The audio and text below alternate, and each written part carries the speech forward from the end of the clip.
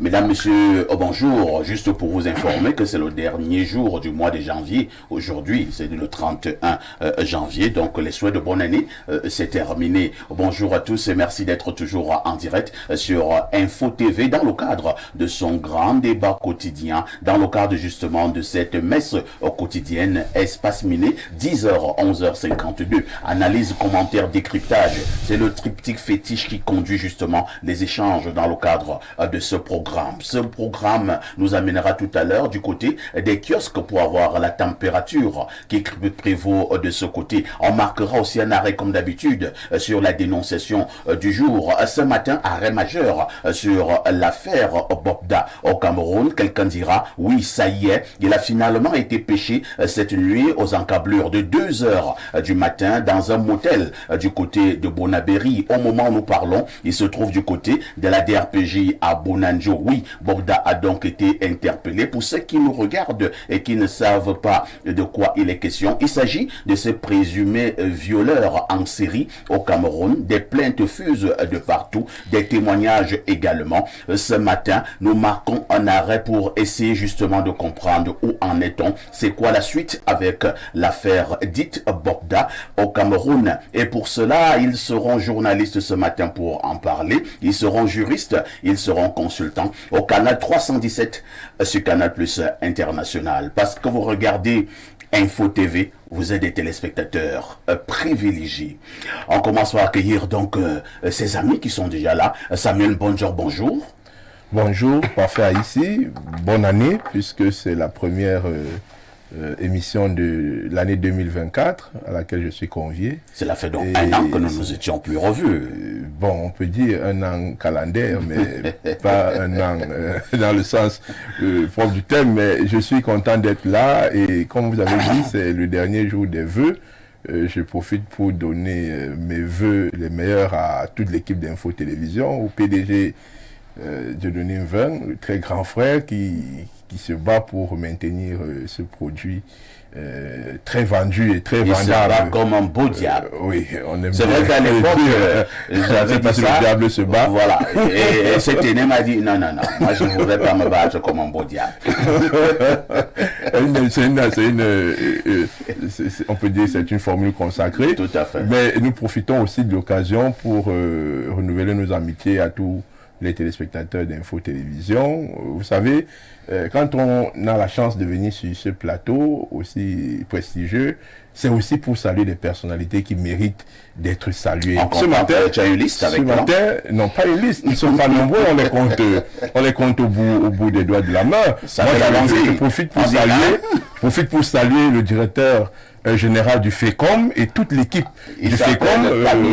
Oui, Philippe Camille Akoa. En réalité, c'est un monsieur dont on ne parle pas beaucoup. D'ailleurs, il ne fait pas trop de bruit. Mais quand vous arrivez au FECOM, parfait ici, je vous assure, vous êtes content d'être Camerounais. Vous trouvez une institution debout. Vous trouvez une institution propre.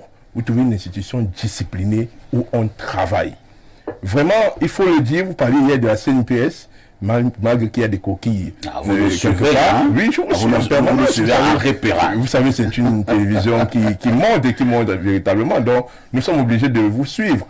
Mais le fait comme vraiment situé à Mimboman, vous allez trouver des personnes au travail. Quand vous avez des dossiers là-bas, ça, il faut le dire, et c'est pour calquer. Et pour que cela soit calqué dans toutes les administrations camerounaises.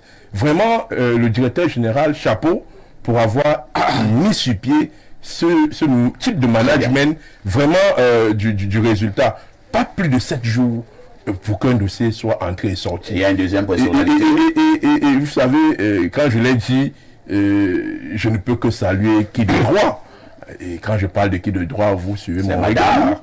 C'est bien entendu Madame le ministre de l'Habitat et du Développement urbain, Madame Célestine Ketcha-Koutez et toute son équipe du ministère de l'Habitat qui bataille tous les jours pour l'amélioration des conditions de vie des populations, du cadre de vie des populations, même si certains passent le temps à jeter du pot de banane, mais vous savez, on ne lance pas les cailloux sur un manguier qui n'a pas de mangue mûre. Donc, de toute façon, nous prenons cela comme un appel à plus d'efforts. Les projets sont en train d'avancer. Les poses des premières pierres sont réalisés, les grands chantiers structurants de la ville de Yaoundé sont en cours. Très bien. Et Mombo est en chantier, des gens ont parlé et pinaillé. C'est bon. Et aujourd'hui, il voit et Mombo est en chantier. Colmesen est presque achevé. Donc je crois qu'il faut quand même, toute proportion gardée, reconnaître qu'il y a des valeurs dans ce pays qui méritent d'être reconnues sur votre plateau. On a donc reconnu ces deux valeurs, version Samuel Bonjok, le DG Camille Akwa du FECOM, mais également Madame Célestine Ketcha Cortés, Madame le ministre de l'Urbanisme et de l'Habitat. On accueille votre grand frère, Soulé Honoriolo, qui est justement venu également nous dire bonjour ce matin, et nous lui disons aussi bonjour. Bonjour Soulé. Bonjour le sac Lunkuta des modérateurs. Bonjour au PDG d'Irene 20 qui se bat comme un vrai patriote pour faire avancer les besoins pour pérenniser ce projet. Tout à fait. Qui englobe la télévision, n'est-ce pas, la presse écrite, Info TV, Info Matin et la météo, sans oublier que demain après-demain, on verrait la naissance de la radio. Je crois qu'il y a très peu nombreux aujourd'hui des patrons des médias qui osent, parce que c'est très dur. C'est davantage très dur parce que travaillant dans la presse écrite, je me demande comment il fait. Tout à fait. Parce que la presse écrite est en pleine crise et subit une concurrence déloyale, n'est-ce pas, des réseaux sociaux qui parfois annoncent, dans certains cas, des informations fausses, et que lorsque les organes de presse classiques apportent des explications réelles, parfois on vous dit que c'est vous qui êtes hors zone. Donc je voudrais très sincèrement saluer le patron de ce groupe de médias pour les efforts qu'il fournit. Je voudrais saluer tous les téléspectateurs de Espace Mini qui, comme moi, sommes des accros de votre émission. Merci. Je vous l'ai toujours dit que nous sommes des accros de cette émission.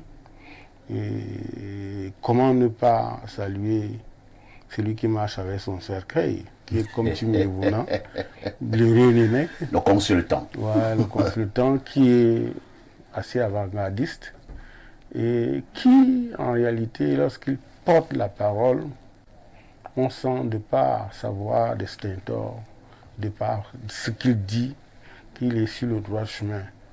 Naturellement, le plénipotentiaire de la dénonciation, n'est-ce pas, le futur Mbombok, Bernardo, qui en réalité, je lui ai dit une ou deux fois, et je lui ai même dit en off the record, que c'est l'affaire dans l'affaire, c'est l'émission dans l'émission. Je pense que aujourd'hui encore, le thème que vous avez positionné pour l'analyse devra nous montrer que sa bataille n'a pas été vaine. Il avait d'abord pris ce sujet en dénonciation. Voilà. Le fait d'avoir continuellement dénoncé ces vices a permis qu'on capture, n'est-ce pas, le bandit en chef. Permettez-moi aussi, si vous voulez bien... Disons le présumé bandit en chef. Bon, vous pouvez mettre présumé, mais les faits sont graves. On ne peut pas faire on avance, on recule. Les faits, oui, au niveau du droit, naturellement, c'est le présumé. Mais lorsque ceux qui ont collecté les informations ont toutes les preuves, ils peuvent s'avancer à dire que c'est un délinquant. La preuve, depuis que Blaireau dit Bobda, traîne-moi en justice, là qu'il fait. Il l'a pas fait. S'il était présumé. Blaireau a dit ici, en des mots trop crus, que moi j'ai dit Bobda, tu es ceci, Bobda, tu es ceci. Bobda, porte ma plainte. Mais Bobda, si je vous le dis, ça veut dire que je vais regarder. C'est pour vous dire que je suis un fan de l'émission. Il a dit, bon, si Bobda se sentait présumé, il aurait resté non seulement Blaireau, mais la télévision. Mais il ne l'a pas fait. Ça veut dire que... Maintenant, je voudrais saluer haut la main Hugo Bros, Le sélectionneur de l'Afrique du Sud. Qu'on a chassé comme une poulet mûrie ici, alors qu'il venait de remporter la CAN en 2017. Avec une équipe très moyenne. Une équipe de deuxième zone. Et ce qui est important, c'est 15 ans après 2022. 2002. Mais vous savez que c'est le spécialiste du chassement qui l'a mis dehors pour nous amener 2 playboys. Pratiquement, n'ont rien fait. Et je voudrais, voilà, maintenant pour... Et l'autre, et Clivert.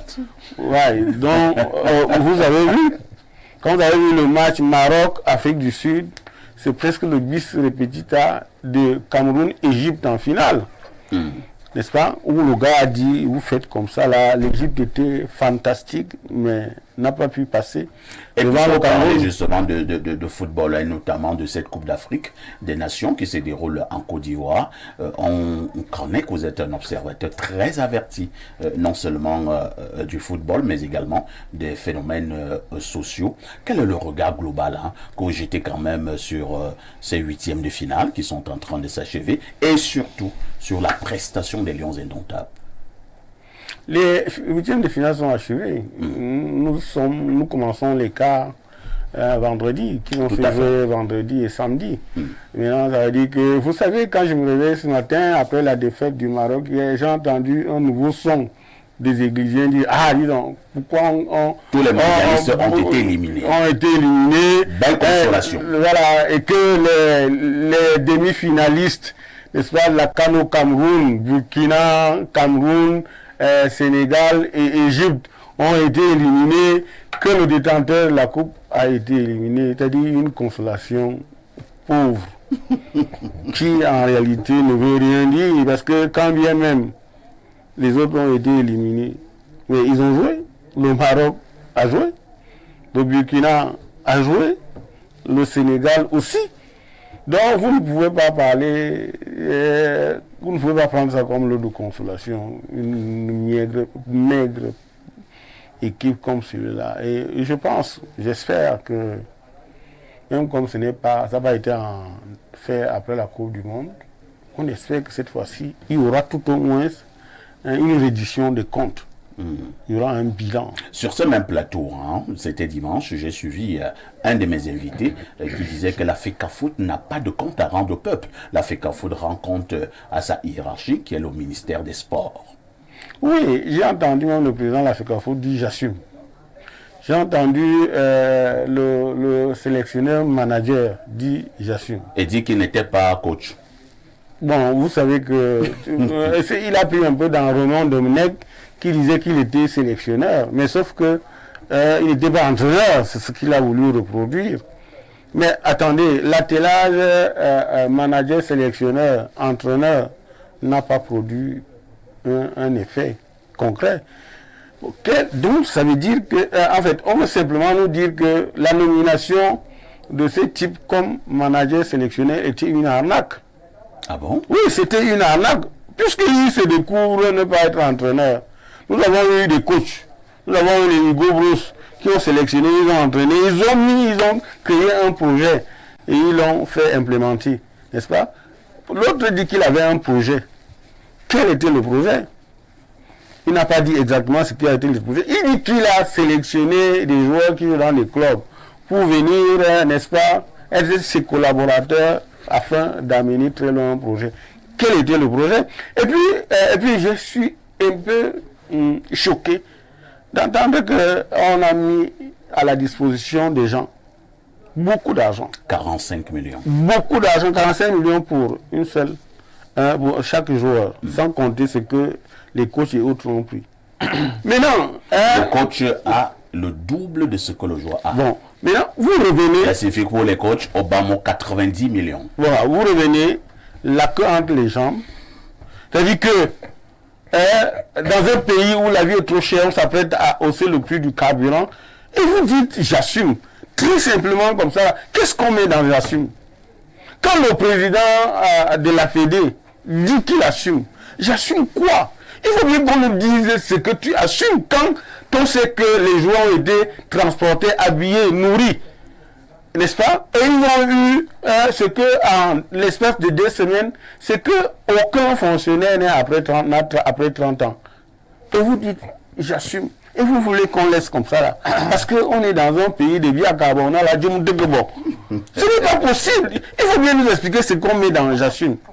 Personnellement, je ne comprends pas. Et c'est en cela que je dis, c'est l'arnaque parce que on attendait de Rigaud, n'est-ce pas, un projet, un dispositif et quelque chose qui permet... En ce moment, que faut-il faire? D'autres sont en train de faire comprendre que Rigaud et son président qui assume doivent dégager. C'est pas extrémiste? Non, je crois qu'à un moment donné, vous savez, la plupart des entraînements, des dirigeants, des staffs techniques qui sont passés à côté, ont au moins dit, présenter des excuses et ils ont dit aussi qu'ils vont réfléchir. D'accord? Et savoir s'il faut recommencer. Par humilité, lorsque vous avez fait une telle piètre, humiliante prestation, vous faites amende honorable. Personnellement, s'il m'arrivait de me prononcer, je dirais tout simplement que le président et le staff technique doivent dégager. Ils doivent libérer le plancher. Ils doivent libérer. Vous ne pouvez pas faire ici un duo impénétrable à l'axe défensif central que furent Son et Kala. Et lorsqu'on vous attend à avoir tout au moins une défense solide, je laisse les autres côtés, mais vous avez une défense poreuse comme celle-là, qui encaisse, n'est-ce pas, le minimum. C'est deux avec les Gonzalez. Comment vous faites, n'est-ce pas? Et il y a l'affaire, j'entends les gens parler. Les gens... On va chuter sous les... Ouais, je vais chuter... On chute par ce que vous appelez affaire Onana. Vous savez, quand le Cameroun a fait une reculade de 33 ans. Ah bon? Oui. L'injustice dont a été victime Onana en 1990 s'est abattu sur Belge, Joseph Antoine. C'est-à-dire que le staff technique patronné par le bon Nachi avait fait tous les plans avec titulaire au but Joseph Antoine Bell. Comme on savait que le titulaire au Cameroun, 33 ans aujourd'hui, ça devait être Onana. Mais il a suffi à moins de 2 jours du match qu'on retrouve les propos de Joseph Antoine Bell à France Foot, où il semblait dire que le Cameroun aurait encaissé à ses débuts. Qu'est-ce qu'on a fait? Cette fois-là, c'est le gouvernement. Fofé, ministre, et Totoké, président de la Fédé, Ouana Pascal Baélon, ancien capitaine de l'équipe nationale, trésorier, ils ont pris la décision que ces gardiens qui prédit déjà l'apocalypse, on doit le mettre de côté. N'est-ce pas? Ils ont envoyé Manga Ongene convaincre Thomas Nkono. Manga Ongene qui allait convaincre Thomas Nkono lui a dit il n'accepte pas. Tu seras humilié. Je tiens ces mots, cette version de Pascal Oona Baélon. Je le cite ici. C'est lui qui me l'a dit. Et qu'on a dû bagarrer et on a fait avec Thomas Nkono. C'est vrai, cette fois-là, il y a 33 ans. Et là, nous avons gagné contre l'Argentine 1-0. C'est ce que je voulais dire. But historique de François Mambi. C'est ce que je voulais dire, c'est que cette fois-là, n'est-ce pas, ça nous a porté chance. Mais la résurrection de Jésus, du Christ, pour vous les catholiques, ce n'est pas tous les jours.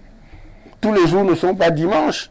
Donc si ça a porté chance, à une certaine époque, il y a 33 ans, parce que aussi, Bell et Nkono étaient de très bons gardiens. N'est-ce pas? On pouvait mettre un sans reconnaître, n'est-ce pas, sans tout à fait voir l'absence de l'autre.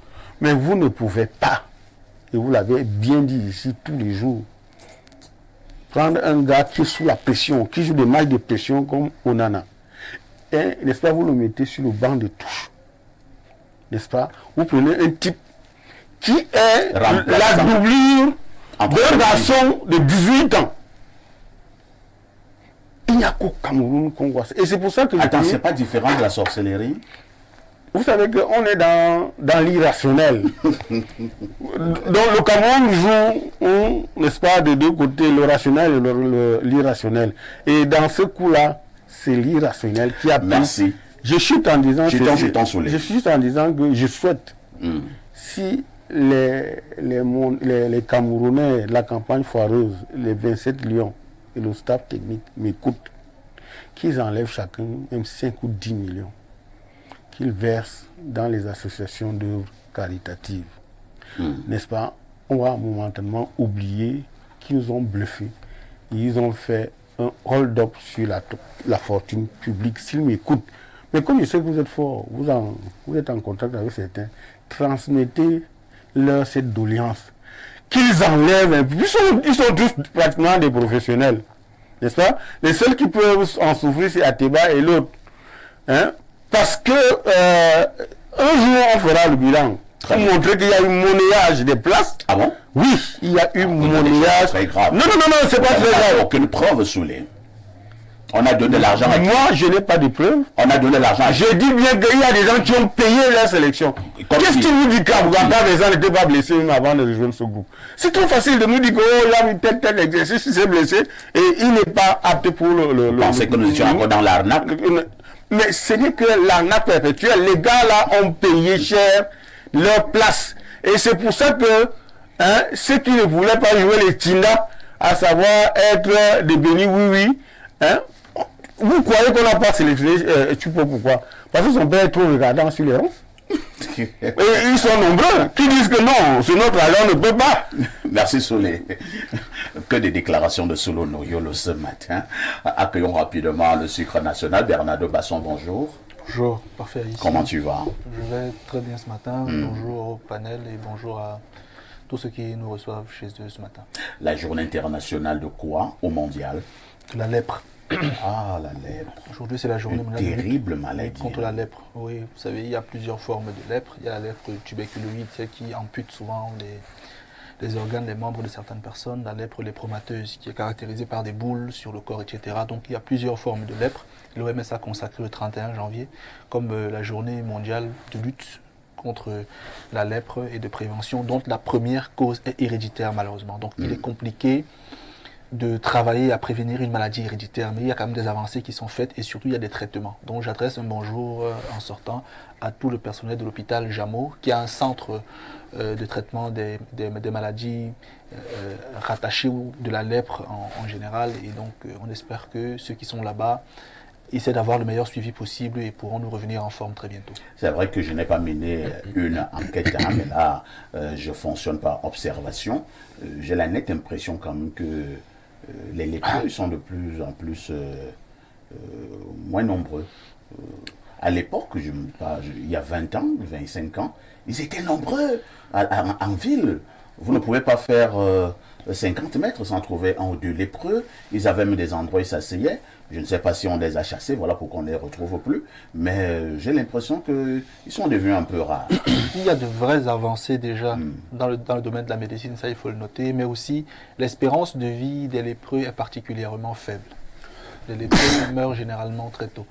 Quelqu'un de 30 ans donnait l'impression d'en avoir le double, donc 60. Il faut noter que beaucoup que vous voyez en route il y a 10-15 ans sont pour la plupart tous décédés. C'est vrai également que dans bon nombre de villages, lorsqu'on trouvait un lépreux, habituellement ils étaient des hommes entre guillemets particuliers, surtout même aussi sur le plan mystique. Parce que c'était considéré comme la maladie de la honte et de la malédiction.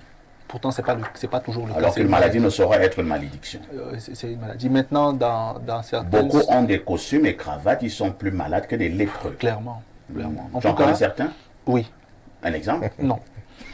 Donc, je souhaite bon rétablissement à tous les malades de la lèpre et j'espère qu'ils recouvreront la santé et la forme très bientôt. Nous accueillons notre consultant de tout temps, mais alors de tous les temps, le digne fils de Boumniebel, Pierre Blériou-Niemek, bonjour.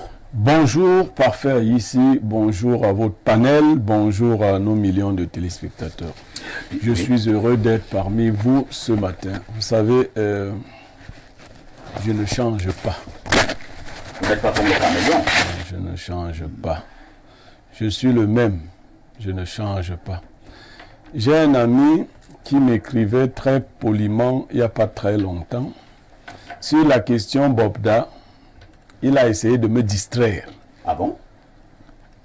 Mais il ne m'écrit pas depuis quelque temps pour me dire « Grand frère, tu avais raison ». Je veux lui dire que j'aime que mes amis soient corrects.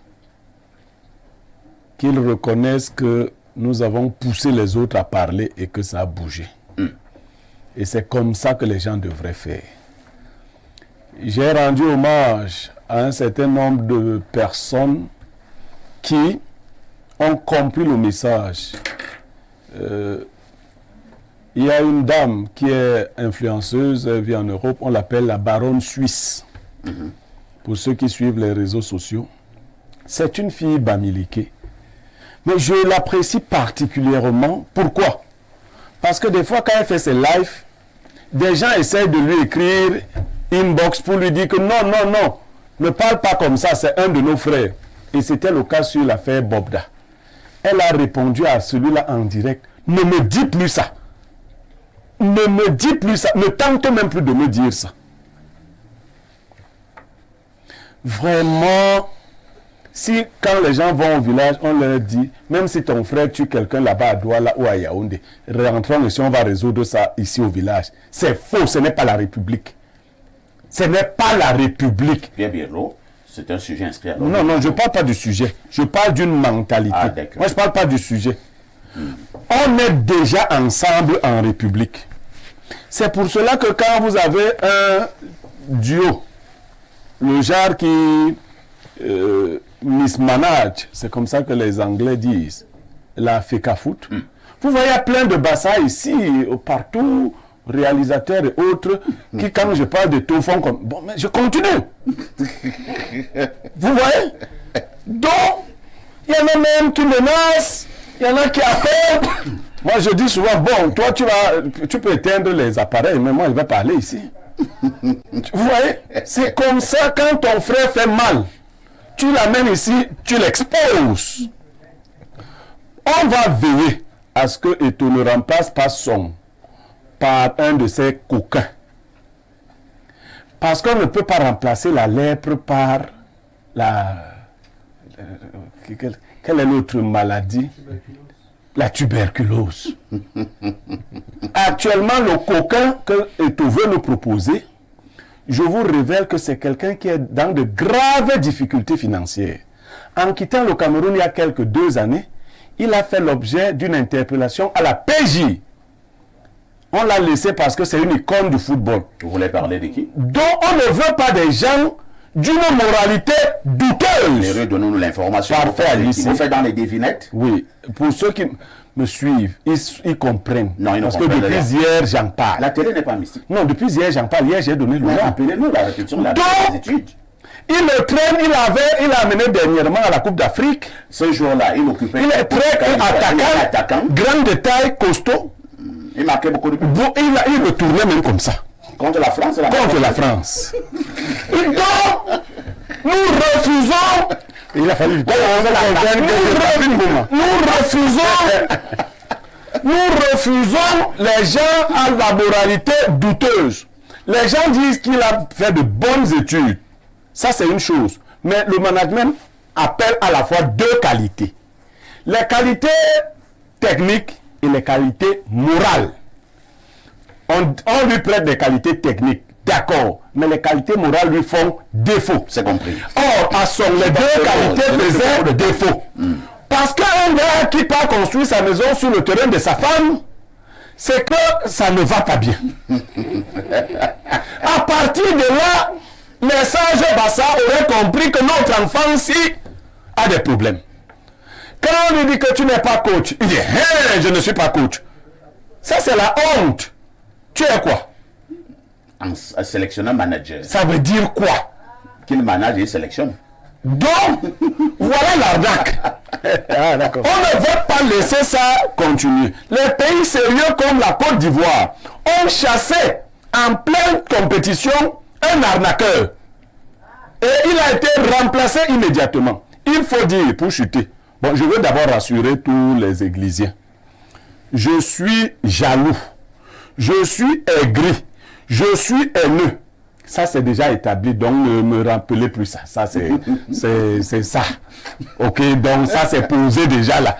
Vraiment, il faut être sûr que Niamey est jaloux, aigri, haineux. Quand on a déjà posé ça, on passe à autre chose. Il faut dire aux Églisiens que Samuel Eto'o gère le football camerounais depuis à peu près 20 ans. Comment pour ça? ceux qui sont bien cultivés. Non, Samuel Eto'o est là depuis 2 ans. Non, il est là depuis 20 ans. Non, comment ça? Samuel Eto'o, c'était Maître Happy. Ouais. Samuel Eto'o, c'était le Mbombo Njoya. Parce que vous savez, lorsqu'il décide de combattre Mbombo Njoya, en fait d'être président de l'Africa Foot, quelqu'un proche de lui m'appelle pour me dire non, Obliro, il faut qu'on soutienne Samuel Eto'o. Je lui dis, mais celui qui ressuscite les morts n'a pas besoin de quelqu'un d'autre pour se ressusciter. Quelqu'un qui a dit que c'est moi qui ai placé Njoya là n'a pas besoin de moi pour se placer. Comme on n'a pas beaucoup de temps, Bien, chutons. maintenant que nous sommes clairs, que nous sommes avec des arnaqueurs, il faut veiller à ce que le 11 décembre 2026 nous trouve. C'est 2026. Et que vous vous retiriez de cette affaire. Mais avant, il faut veiller à ce que d'autres mal intentionnés ne viennent pas prendre le foot. Comment on veut faire la reconstruction avec des gens de 42 ans, de 37 ans, ainsi, parce que quand vous voyez 27, ajoutez 10, parce que, attends, quel est l'homme sérieux qui peut dire qu'Aboubacar a 32 ans? Aujourd'hui, la sagesse de ce matin. Le méchant fuit sans être poursuivi. On peut reprendre? Le méchant fuit sans être poursuivi. Ça veut dire quoi? Mais ça veut dire ce que ça veut dire, parfait, ici. Quand vous avez vu quelqu'un qui a volé, il marche, il regarde derrière. Personne ne le poursuit encore. Donc quand le mal est en vous, vous êtes tout le temps en train de courir parce que vous pensez que quelqu'un vous poursuit. Le méchant fuit sans être poursuivi. Merci Pierre Blériot pour cette sagesse matinale. Est-ce que vous savez que nous sommes toujours à l'introduction de cette émission? Vous savez, nous sommes toujours à l'introduction de l'émission comme ça. Parce que vous parlez tellement, et je n'ai pas envie de vous couper brutalement. L'émission est Soulé, vous avez 1 minute et demie. L'émission est bien. Ah bon? Quand l'émission est bien, Elle est bien. elle est bien. Je voudrais sauter sur ce que vient de dire Blériot et que vous semblez négliger. Évitons. Moi, je souhaite que même si chaque jour, il faut parler des lions et du remplacement, n'est-ce pas, du staff technique et du management à l'aveugle du président, il faut le faire. Comme on a parlé régulièrement de l'affaire Bobda. Et on a fini par l'arrêter. D'accord. Le président de la Fédé est sous le coup de plusieurs karmas. Ah bon? Oui. Non, vraiment, moi je pense que non. On va pas faire une émission de procès contre le président de l'Africa Foot et je reste là. Bon, je défends quand tu vas commencer à le défendre, on va attaquer les autres dossiers. Quand les commencer maintenant, Samuel Bolok, le conseil que je te donne aujourd'hui, tu es sur un mauvais plateau. Tu es encerclé. Donc, attends, la parole sur le sujet. Mais quand tu vas essayer, nous allons tellement bombarder que ça va devenir le sujet du jour. Tu seras prévenu. Vas-y. Bon, je vous écoute. Voilà, tu veux parler, tu vas dire, en fait, non, on peut aussi en parler. Une personne. On peut aussi en parler. Et en parler en bien de ce que le président Samuel Eto'o il a fait quoi en bien le football camerounais? Allez-y. Il a fait toujours. Dis-nous ce qu'il a fait en bien. Tu as notre temps. Samuel Bonza n'est pas la thématique. C'est indéfendable. C'est comme le RDPC. Quand tu veux défendre Eto'o, c'est difficile. C'est pour ça qu'il faut essayer. On peut en parler, je remets à l'ordre du jour. Je voulais qu'on passe au sujet à l'ordre du jour que de chercher toujours la petite bête saoulée. Moi, je ne trouve pas, je me sens mal à l'aise, n'est-ce pas, d'être sur le même plateau avec des gens qui veulent corriger, n'est-ce pas, le brouillon du modérateur. Vous ne pouvez pas, c'est pas vous qui indiquez et qui dictez le sujet à l'ordre du jour. Si j'ai acquis un droit en venant ici, c'est le droit à la parole. Et lorsque le modérateur vous donne la parole, mais DP d'État ou bien DP de quoi, vous êtes C'est comment? Écoutez, le karma, monsieur Parfait ici, le karma a ceci de particulier que quand vous savez que il y a du karma qui pèse sur vous, vous allez vous laver au village. Et si vous ne le faites pas, ça ne marchera jamais. Vous savez, Parfait ici, quand Blériot dit que ce type-là depuis, toutes les crises, qui a envoyé Mohamed en prison? C'est lui. Ah, et, oui, parce qu'après... Ça, c'est une déclaration. Non. Après, il est même allé se présenter des excuses. Maintenant, la question de fond, est-ce que IA a accepté? Chaque fois que IA fait les sourates et pris sur sa natte en prison, il se rappelle que c'est ce type-là qui l'a envoyé en prison, puisqu'on n'a pas dégagé des fautes réelles au niveau de la gestion qu'il a envoyé de manière indirecte, non?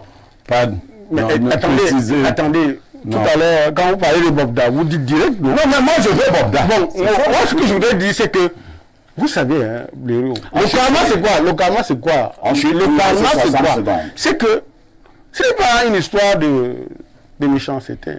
C'est que vous avez vos enfants. Chaque fois qu'il fait un truc, tu dis, tes enfants vont te faire ça. Chaque fois qu'il fait un truc, il dit, tes enfants te feront ça. N'est-ce pas? Il te met dans le circuit karmatique.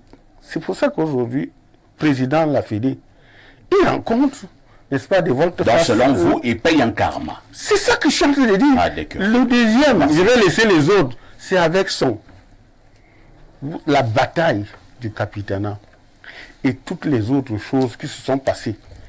Je ne suis pas sûr que... Si donc, on garde l'équipe pour gâter le nom de tout. Je comprends. Je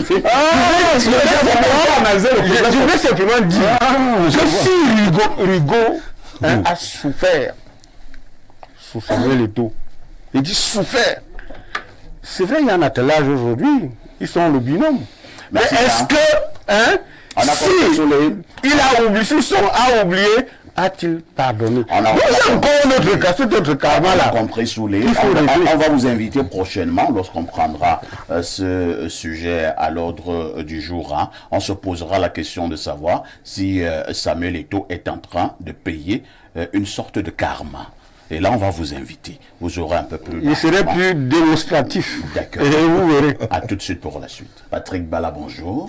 Bonjour Parfait ici, bonjour aux nombreux téléspectateurs, bonjour à cet immense panel. Je suis à côté des éminents, ça fait plaisir. J'ai écouté le débat avec beaucoup... Non, vous n'allez pas recommencer. Non, je ne peux même pas faire le débat. Je m'abstiens d'ailleurs de faire ce débat. J'ai beaucoup aimé la langue verbale des uns et des autres. D'accord. Vous nous amenez donc en kiosque. La question est celle de savoir ce que disent les journaux.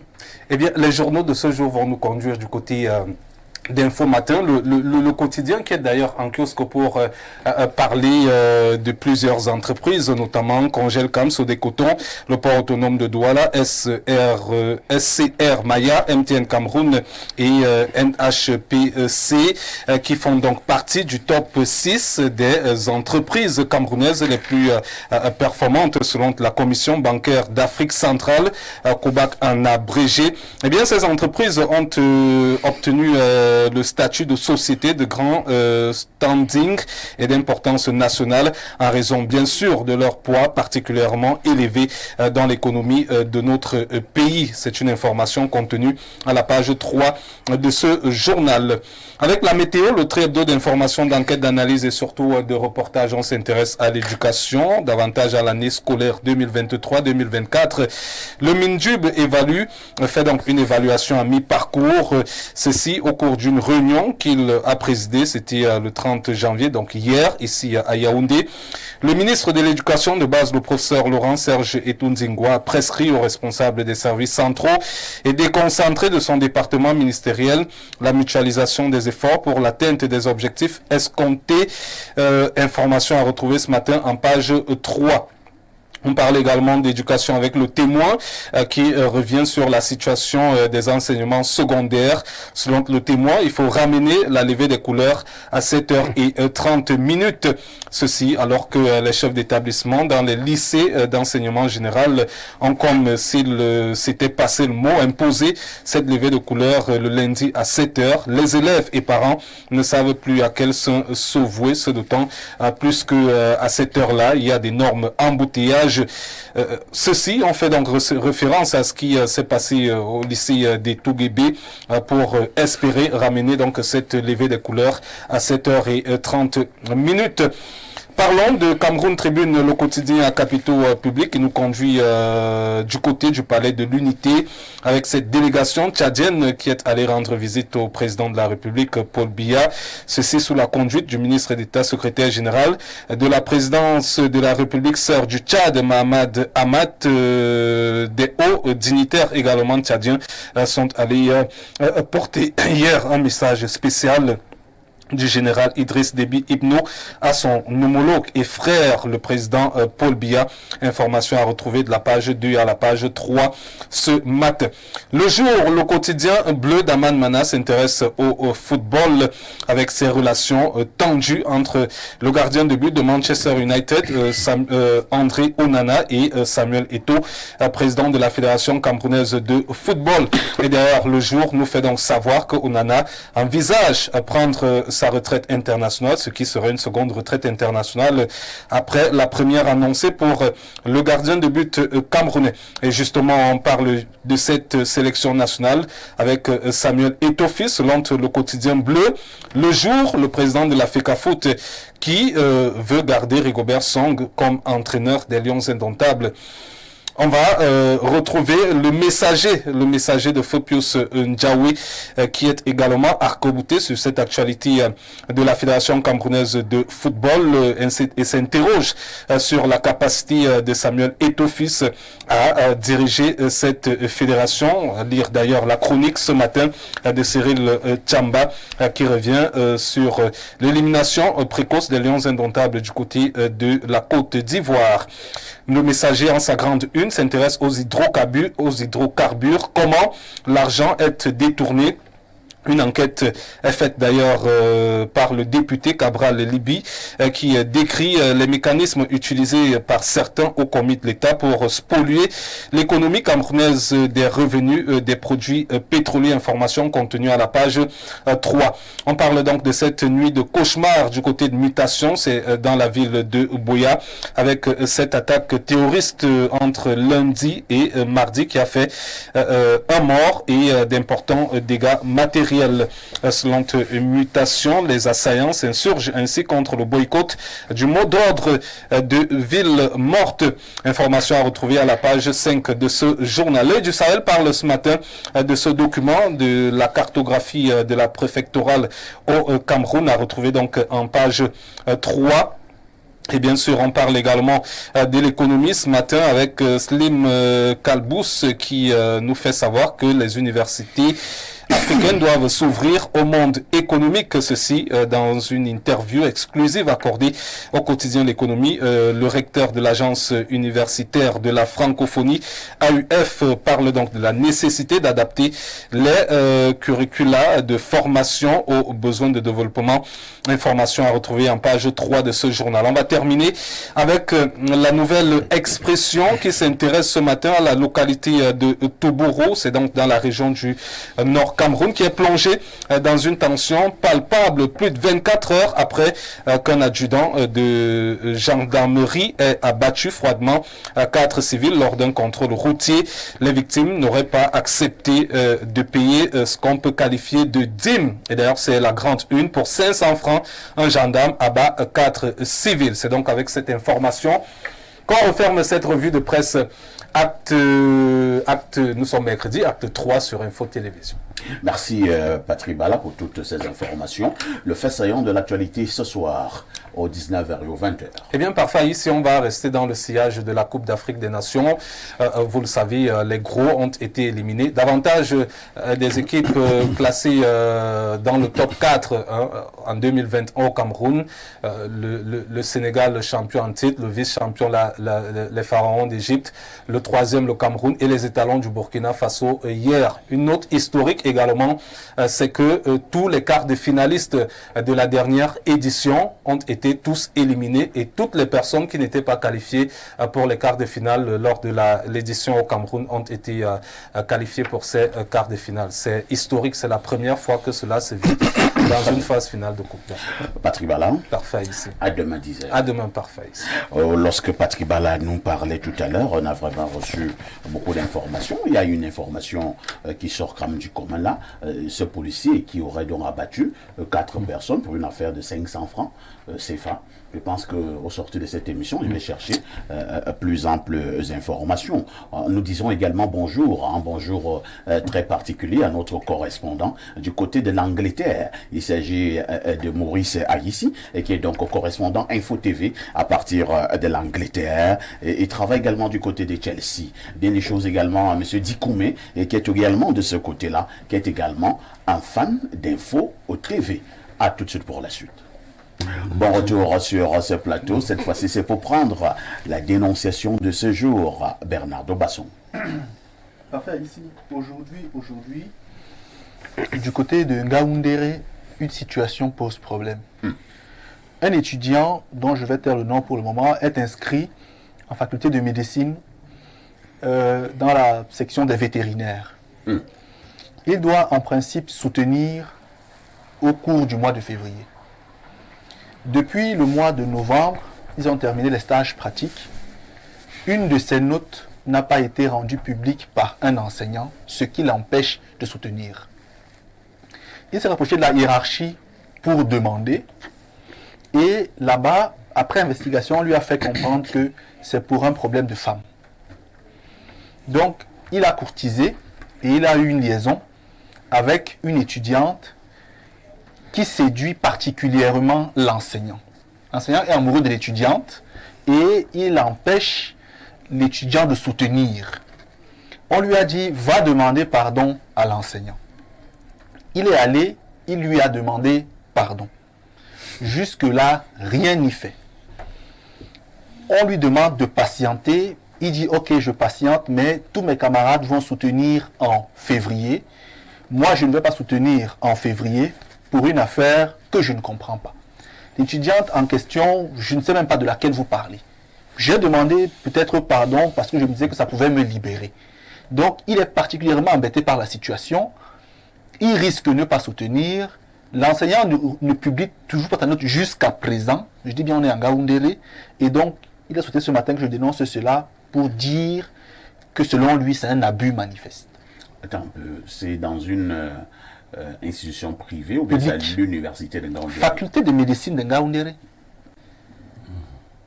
Incroyable. Je tombe nu. Hein.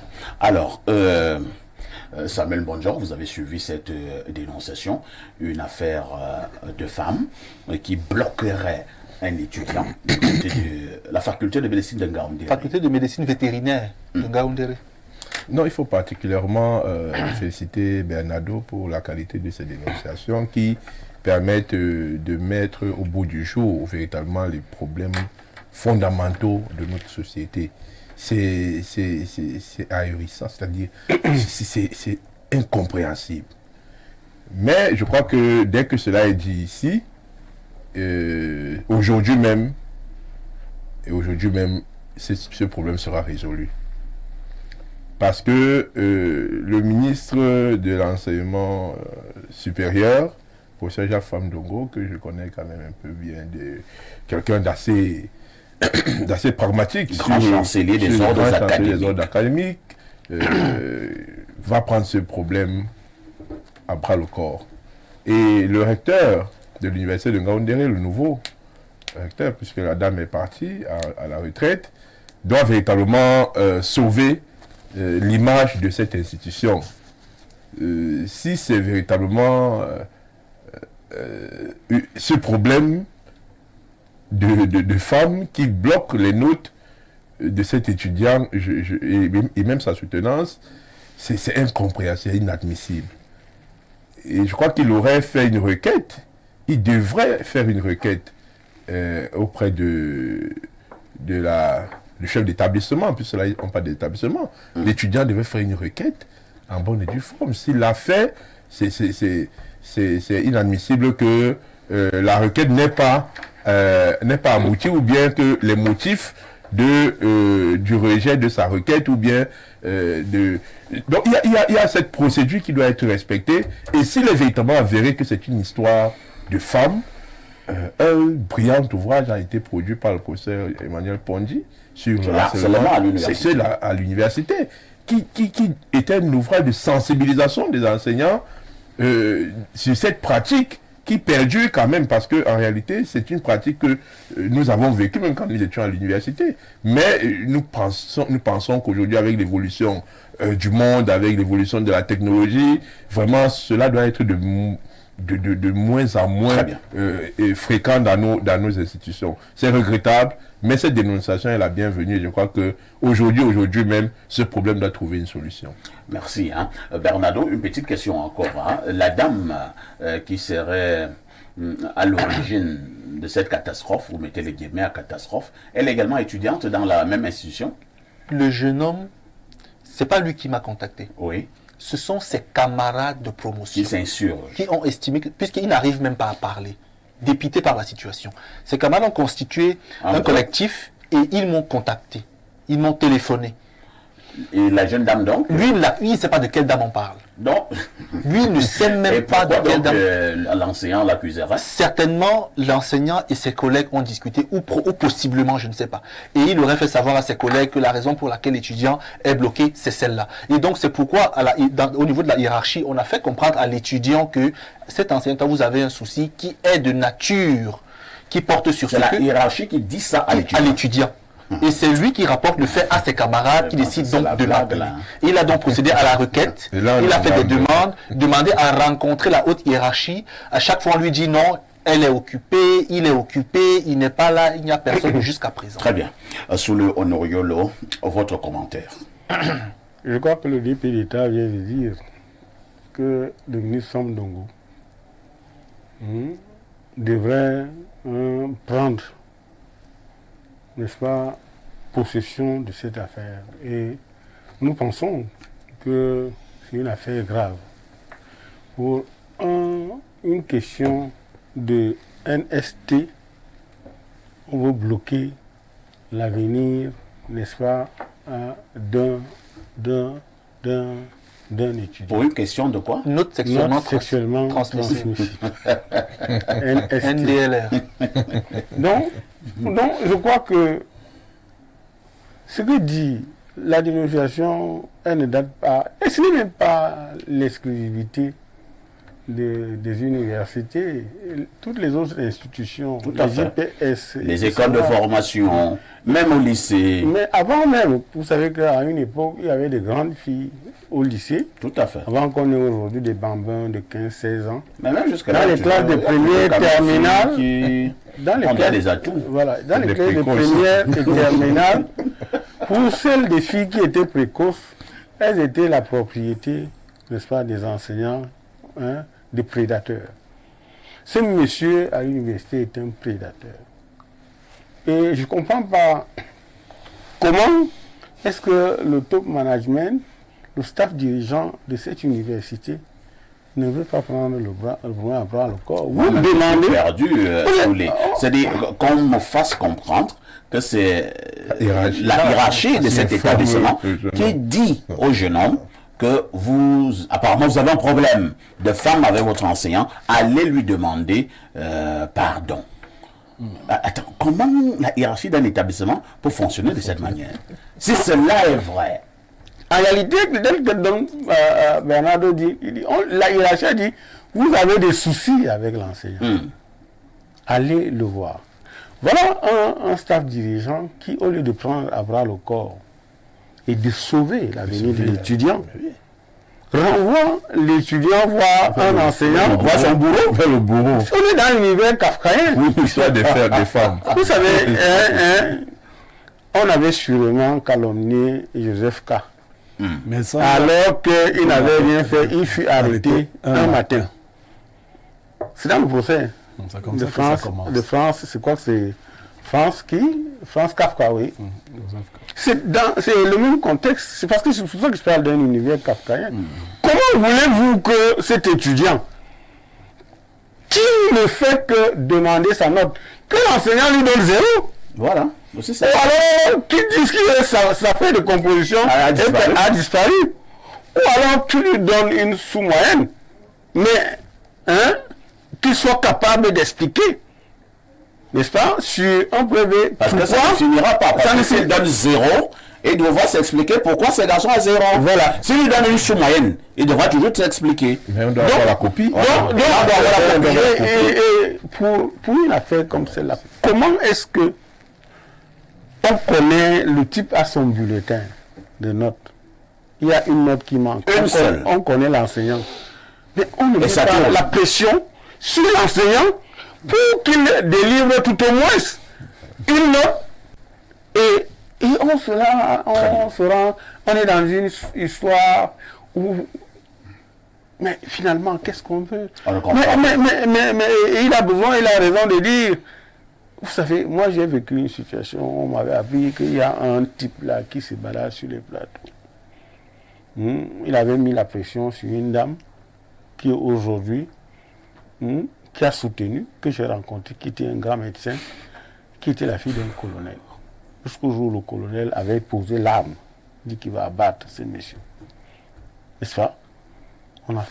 C'est-à-dire qu'on a frôlé la catastrophe. C'est un type que beaucoup de gens connaissent, qui enseignait à la faculté de médecine. La dame... Mais nous nous donnons les informations ici. Hein, la dame, je vais vous dire une chose, la dame, ce n'est pas une histoire que... La dame a été avec le DG à avoir opéré, qui m'ont opéré. Donc je ne parle pas d'une dame comme ça. Et le monsieur qui fait le tour des plateaux de télévision, il est de quelle localité? Nyon et Kélé, Sanaga Maritime? Non, je ne sais pas. Tu as déjà déterminé que les deux... Je commence par là. On va continuer dans le c'est les bassins. Non, il peut être du Mbam, ou bien des hauts plateaux de l'Ouest. On voulait absolument mettre ça là-bas. Pierre Blériot, ça ressemble quand même à un film, hein, dans un établissement normalement constitué, qu'on nous puissions assister à ce genre de cinéma. Non, vous tous, vous avez été étudiants, mais vous n'avez pas connu les pratiques universitaires. Quand je vous ai suivi parler, non, vous ne savez pas comment ça fonctionne. L'enseignant d'université est tout puissant avec ses notes. Et il n'y a pas de hiérarchie sur les notes des gens. Ça veut dire quoi? Je vous dis, c'est ça les pratiques. C'est-à-dire qu'il peut décider de t'attribuer une note, donc il peut décider de ne pas t'attribuer à l'université. Oui, il n'y a personne. Et personne ne va lui demander de revoir ça. Personne ne peut même. Même pas le recteur. Bon, maintenant je vais donc vous dire, je rends hommage ici à un enseignant, parce que les gens me disent souvent, mais toi tu prends ton courage où? J'ai eu un enseignant d'université qui avait décidé de me traumatiser. Il m'a pourchassé. Il m'a rendu la vie impossible. Il corrigeait mes notes, il me donnait des mauvaises notes sur ses unités d'enseignement. Il allait même prendre les unités d'enseignement d'autres enseignants. Il corrigeait, il me donnait des notes. Il est à la retraite aujourd'hui. Il a culminé. Quand je reviens à l'école doctorale, parce que je me dis que je peux maintenant revenir 10 ans, 13 ans après, je reviens, je trouve que le monsieur est chef de département de philosophie. Il est doyen de la faculté des arts, lettres et sciences humaines. Il est directeur de l'école doctorale, cumulativement. Tu reprends la poudre d'escampette. J'essaie encore, mon nom disparaît. Bon. Tu t'étais marié avec son épouse? Je lui rends hommage. Il s'appelle professeur Lucien Aïssi. Non, les Aïssi ne sont pas comme ça. Il est méchant. Quand le type là t'attrape, il finit ta carrière. Méchant. Il souffre, actuellement il souffre. Vous savez, une année, il a pris l'une de mes copies, il m'a donné 4 sur 20.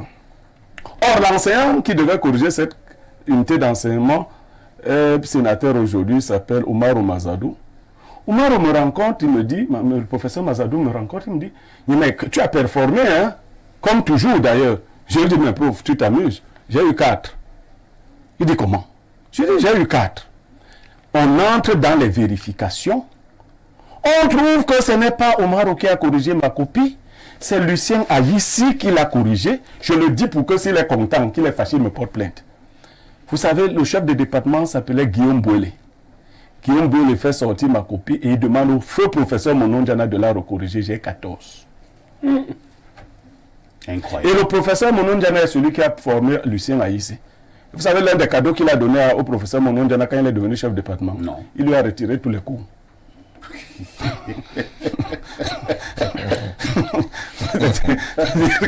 C'est l'homme qui a chassé Monondiana de l'université. C'est Monondiana qui a fait de lui professeur titulaire des universités. Je lui rends hommage. Lucien Aïssi, merci. Donc, vous avez donc des individus de la nature de Lucien Aïssi, professeur Lucien Aïssi, comme celui qui est là-bas, qui terrorise et gâte les carrières des gens. Mais en gâtant ma carrière, il m'a envoyé ailleurs. Je suis convaincu que matériellement, je suis très loin au-dessus du professeur Lucien Aïssi. Je le lui dis, je n'ai jamais fait ça à quelqu'un. Il traîne une vieille Mercedes qu'il pousse souvent. Donc, vous avez des gens comme celui-là dans les universités qui ont fait fuir certains étudiants. Dans Lucien Aïssi, c'était que s'il prend ta thèse, s'il dit que tu ne vas pas soutenir, tu vas aller te plaindre chez qui? Tu pars te plaindre chez le doyen, et non, c'était lui le doyen. C'était lui le chef de département. C'était lui le directeur de l'école doctorale. Je ne sais pas qui avait demandé à Famine Dongo de remettre l'université entre les mains d'un monstre comme celui-là. Oh là là. Oui! Peut-être le mot est fort. Non, c'est le mot. C'est le mot n'est même pas fort. Quand je vous parle de Lucien ici, je parle d'un monstre. Je ne vous parle pas d'un homme normal. Donc il y a des Luciens ici dans les universités camerounaises. Sauf qu'aujourd'hui, je suis devenu ce que je suis devenu. Je vais donc défendre le cas de cet étudiant. C'est la Il question. va me donner le nom de l'enseignant. Que faisons-nous? J'appelle l'enseignant au téléphone. Oui. Je lui dis que tu es en train de faire des choses comme Lucien ici. Règle le problème de l'étudiant là. Sinon, je vais parler de toi à Famine Dongo. Parce que Famine Dongo, lui, peut résoudre ton problème. Tout à fait. Voilà, donc il va me donner. Et ça m'a permis aujourd'hui de lutter pour des causes. Quand je parle aujourd'hui, je n'attends plus que quoi que ce soit arrive. Je vous assure, quand mes camarades allaient composer, moi j'allais chercher que mon nom apparaisse sur telle liste. Un jour, un recteur m'a dit, « Eh, mec, toi tu es toujours dans les bureaux ?» Je dis, Et l'enseignant m'avait envoyé la nouvelle, parce qu'il faut que je dise quelle est la cause de notre problème. Je suis délégué d'étudiants en première année. L'enseignant Lucien Aïssi a des problèmes avec le chef de département de l'époque, de regretter mémoire, Pierre-Paul Oka Atenga. Il refuse de nous faire l'unité d'enseignement et il vient nous donner les sujets pour composer. Moi, je réussis quand même à avoir la moyenne. Mais la classe a des notes catastrophiques. Le chef de département nous dit, bon, faites une pétition pour dire que vous n'avez pas reçu ce cours. Les gens paniquent. Moi, avec mon courage d'antan, je fais la pétition, je mets mon nom en tête. Quand on lui remet la pétition, il encercle mon nom. Il dit au président du club philosophie, va dire à cet étudiant de changer de filière. Incroyable. C'était la réponse à la pétition. Parce que j'avais voulu défendre la cause de mes camarades. Aïssi Lucien m'a pourri la vie. Il en a pourri à beaucoup d'autres. Au docteur Azap, à votre Christian, à d'autres. Au professeur Menyomo. Professeur Menyomo, mon camarade de classe, professeur de l'université actuellement, est le fils au collège de Lucien Aïssi. Mais Lucien Aïssi a dit que ce gars ne sera jamais enseignant à l'université de Yaoundé. Merci. Donc il y a des gens comme ça qu'il faut dénoncer. Tous ceux qui rencontrent, je lui avais dit qu'il va porter ce karma-là toute sa vie. C'est compris, Pierre Blériot. Bernardo Basson, en pareille circonstance, on a besoin d'une solution. Blériot a déjà donné sa proposition pour l'étudiant. Il faut qu'il garde espoir. Mais le tout n'est pas qu'on lui demande de garder espoir. Que faisons-nous pour intervenir? La situation varie et elle se complexifie en fonction de l'urgence. Puisque les soutenances sont proches, la démarche protocolaire ou procédurale peut être longue et malheureusement peut l'empêcher de soutenir à terme. Sinon, je lui aurais suggéré de solliciter l'université et de traduire l'université par le biais de son enseignant devant le juge. Parce que c'est manifestement un abus. Monsieur Yemek dit que l'enseignant est tout puissant à l'université, c'est vrai. mais l'étudiant a l'obligation de recevoir une note lorsqu'il a été évalué. Sinon, qu'est-ce qu'il fait donc là-bas? Voilà. Donc, si l'enseignant ne lui attribue pas la note, alors qu'il y a des éléments qui prouvent que l'étudiant a été évalué, l'enseignant est manifestement coupable d'un abus et l'étudiant devrait pouvoir le poursuivre par l'université d'abord et l'université dans son ensemble par devant le juge compétent. Ça, c'est une chose. Maintenant, sur le plan social, M. Nyemekla dit de manière privée concernant sa vie, mais il faut bien noter qu'il y a des personnes qui sont malades dans l'âme. La méchanceté est une maladie de l'âme. On ne vous rend pas méchant. La preuve, vous parfait ici, les gens peuvent vous avoir abusé, vous continuez à aimer les gens, à leur faire du bien, bien qu'il ait été blessé. Une femme peut vous blesser, ça ne vous rend pas forcément méchant, vous aimez une autre femme après. Mais si vous devenez méchant, en fait, vous ne devenez pas, la blesse aussi. Vous révélez en vous quelque chose qui existait. Donc, cet enseignant est malade. Il est malade dans l'âme. Il est méchant. Il est jaloux. Donc, pour l'instant, l'étudiant doit saisir le ministère de l'enseignement supérieur dans l'urgence. Et ses camarades qui ont commencé à travailler le concert avec lui doivent le faire également avec lui pour qu'il s'en sorte. Pour l'enseignant, là, son cas sera réglé. Et qu'il sache que aujourd'hui, on a créé une caste d'intellectuels qui se croient puissantes, cette caste-là. Les intellectuels, quand j'ai un problème avec eux, pour certains, pas pour tous. Pour eux, ils critiquent tout. Rien n'est jamais assez bien, à part ce qu'eux, ils font. Le monde est assez critique comme ça, ils n'enjolivent rien, ils n'embellissent rien. Et cet enseignant en fait partie. De ceux qui pensent qu'étant agrégé, on a tous les pouvoirs parce qu'on a quelques diplômes. En fait, c'est un petit type qui n'a rien, qui ne vaut rien, qui ne représente rien, qui n'a que ses diplômes, aucune consistance humaine. Et s'il fait du mal à cet enfant-là, il va le payer très cher. Et moi, j'ai dit à cet enfant que la malchance, c'est que je sais de quelle origine est cet enseignant-là. Heureusement qu'il n'est pas loin de chez moi. À partir de là, s'il continue ce qu'il fait là, on va agir sur lui et matériellement et avec violence. Il doit le savoir parce qu'il est méchant. Et les méchants doivent payer. On ne deal pas, dans l'urgence. Permettez-moi, on ne deal pas avec les méchants. Effectivement. Donc, dans l'urgence. Oui. Dès demain, tu dois nous donner le nom de cet enfant. Aujourd'hui, après l'émission, j'appelle une maman son nom. Dès demain. Non, monsieur, demain c'est loin. Après l'émission, j'appelle. Parce que cet enfant est sa mort. On envoie le nom de l'enseignant, je le donne ici. Effectivement. Et on suit la procédure. Et dès demain, on le publie ici et nous faisons une émission spéciale avec la permission de papa. Faculté de médecine vétérinaire du jusqu'à ce que la note de cet enfant sorte. Demain, pas après-demain. Merci beaucoup. Moi, je suis un peu C'est quoi ça? Vraiment, quand je voyais Blériot parler, n'est-ce pas, cracher son venin, son indignation et même la mélancolie. En fait, il pleurait. Hein. N'est-ce pas? Quel que soit ce qu'on peut faire à un pédagogue, comment tu peux abandonner la pédagogie pour faire, n'est-ce pas, une attaque, une pression, une agression sur un étudiant. Monsieur Soulé, hier, on avait une thématique ici. On parlait de l'éthique et de la déontologie. Oui. Cet enseignant, justement, viole tous ces canons. Il viole la morale, il viole l'éthique, il viole la théologie parce qu'il est méchant. Son âme est souillée, son âme est perverse. Et il va le payer. Il ne mérite pas d'être universitaire. On va le joindre à l'affaire Bob, à l'affaire Martinez Zogo. Au-delà, il va intégrer ses affaires, il va payer. Au-delà de la méchanceté, de la jalousie, il est même complexé. Oui, c'est frustrant. Il est même faible aux fesses. Parce que, oui, non, puisque l'enseignant est l'autorité sur l'étudiant par nature. On va lire les messages. Simplement, pour ne plus revenir sur le sujet, je voulais simplement dire qu'on ne fait pas, pour des arguments bassement techniques comme les fesses, n'est-ce pas, d'une fille. Non, ici il faut pas les fesses, non, le postérieur. Bassement technique, ton mot là par postérieur. Non, c'est même pas le mot là. Ça vous savez, hautement technique aussi. Non, c'est bassement technique. Attends, pourquoi il ne va pas voir ailleurs? Si jamais c'était une affaire des fesses. Parce qu'il est une affaire postérieure. Postérieur, je ne sais pas ce que ça veut dire. Je vais encore regarder la définition dans un dictionnaire.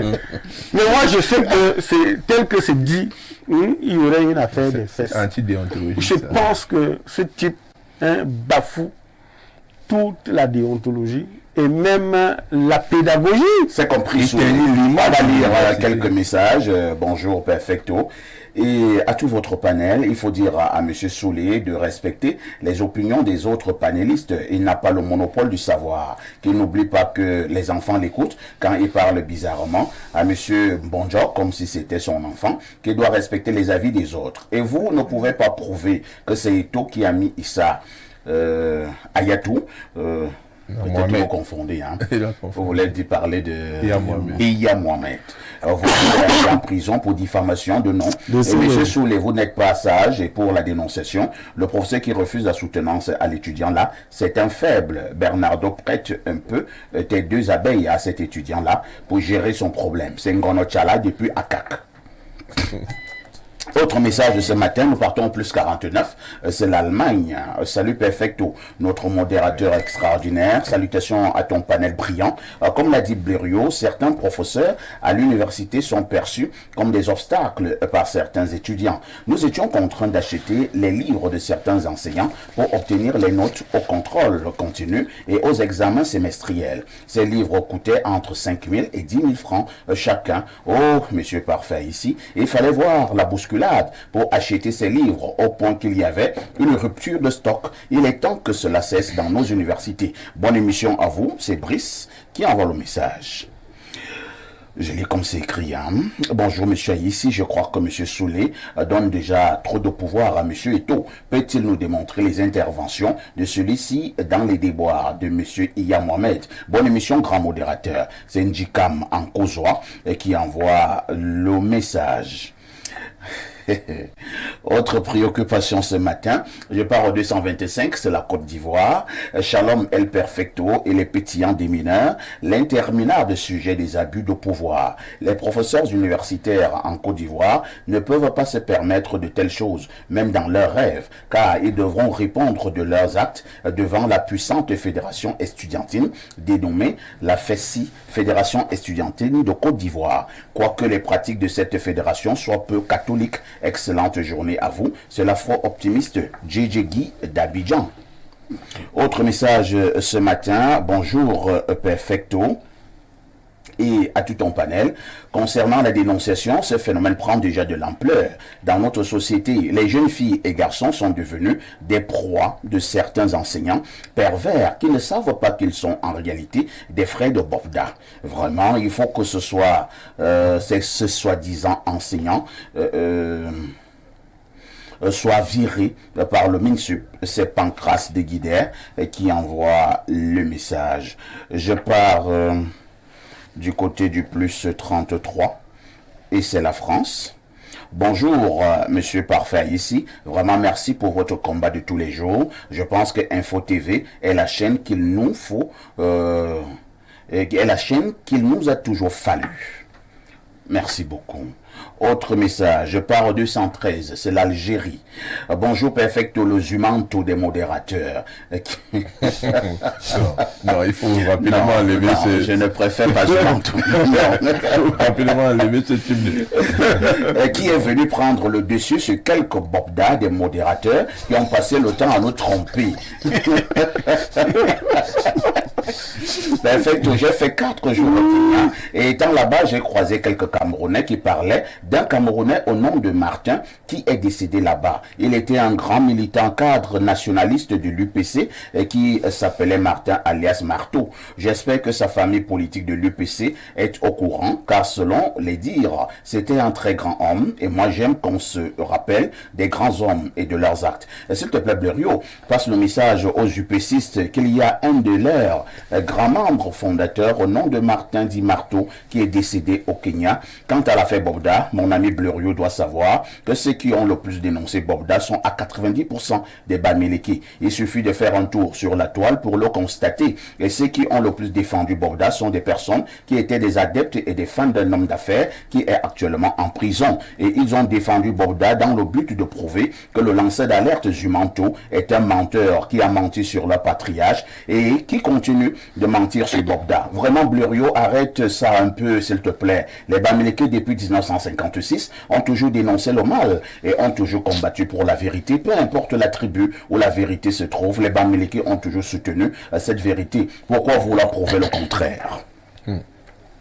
Autre message ce jour, je pars au plus 44. La Suisse. L'Angleterre. C'est l'Angleterre.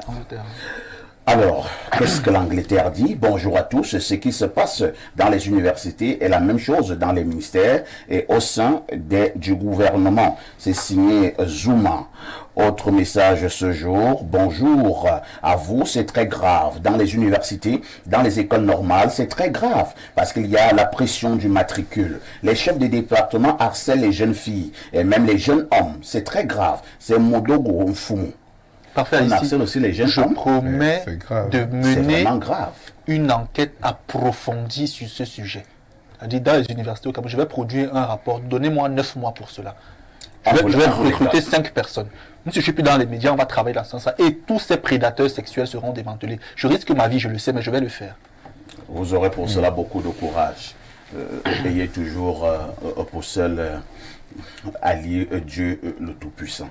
Bonjour à tout le panel. J'aime bien ce que vous faites au quotidien, mais permettez-moi de vous dire qu'en vous acharnant tous les jours sur Eto, cela vous rabaisse. Je ne suis pas sûr que même votre PDG approuve que sa chaîne de télé soit un espace où on détruit les icônes. Monsieur, vous parlez d'Eto depuis dimanche. Votre consultant insulte tout le monde, même Patrick Boma. Ayez un peu de la hauteur si vous voulez être des modèles. Mais pour le moment, vous faites exactement ce que vous reprochez aux autres. C'est Joseph de Douala qui envoie le message. On part du côté du 241, c'est le Gabon, le pays que dirige le général Oligui Nguema. Bonjour parfait ici, je suis très intéressé par votre émission dont je trouve les thèmes abordés très pertinents. Toutefois, qu'en est-il de l'affaire Bobda? A-t-il finalement été intercepté? Merci et soyez bénis, Yannick Wilfried Ongwa. Première chose, il a été cueilli cette nuit, autour de 2 heures du matin, dans un motel. Au niveau du motel en question, il a été enregistré sous le nom d'une dame. Donc c'est la fille qui a enregistré son nom. Ce n'était pas le nom de Bobda. Oui, il continue sa sale besogne. Donc c'était le nom de la fille qui était enregistrée pour la chambre. Vous ne savez pas étonné que même à la PJ continue encore. Donc, au moment de la DRPJ. Alors, on marque d'abord une touche pause et on revient sur ce plateau pour parler justement de l'affaire Bobda en se posant la question où en est-on et probablement c'est quoi la suite. C'est vrai que nous avons une petite grippe qui nous dérange un peu, mais on fera un effort pour aller au bout de cette émission. C'est vrai que la clim est aussi un peu forte dans ce studio. On essaiera de comprendre. Bon, s'il y en a qui ont un peu de médicaments, essayez de m'aider. Il y a un soldat qui est en difficulté là, la grippe. Chaleur naturelle, vous demandez. Vous avez saoulé après l'émission, lui qui connaît des choses un peu compliquées aussi. Alors, ce matin, pour être un peu plus sérieux, nous marquons un arrêt significatif pour revenir sur l'affaire que l'on appelle désormais au Cameroun, affaire Bobda. Il s'agit de ce présumé violeur en série établi du côté de la capitale économique du Cameroun, Douala, qui a été finalement interpellé cette nuit dans un motel. Il se trouve en ce moment du côté de la DRPJ. Voilà les faits. Voilà. Je commence par Soulé Onoyolo. Au Soulé, il y a pratiquement près de 2 semaines que nous avons commencé à en parler sur ce plateau et nous nous insurgions à l'époque qu'apparemment on ne voulait pas interpeller ces présumés violeurs en série. Pour l'instant, ça y est, affaire Bobda de manière générale. Quel est le regard que vous posez? Un double regard. Le premier, c'est le fait que quelqu'un peut penser qu'il est quelque chose dans la République, qu'il a des accointances avec certaines personnalités, qu'il est en délit d'inceste et de concubinage assez lamentable avec un certain gourou, et du coup, il peut se lancer à faire n'importe quoi. Il y en a qui disent même que le pays n'est pas gouverné. Ah bon? Et du coup, puisque j'ai vu 2 ou 3 personnes qui, après le discours du président de la République, le 31 avait dit cause toujours. Et puis ils ont sablé du champagne. Et c'est pour ça que je disais, le pays de Biakabona, là, je me toque pas. Donc, Bobda s'est senti, n'est-ce pas, dans ce cercle-là, un cercle qui contrôle le pouvoir.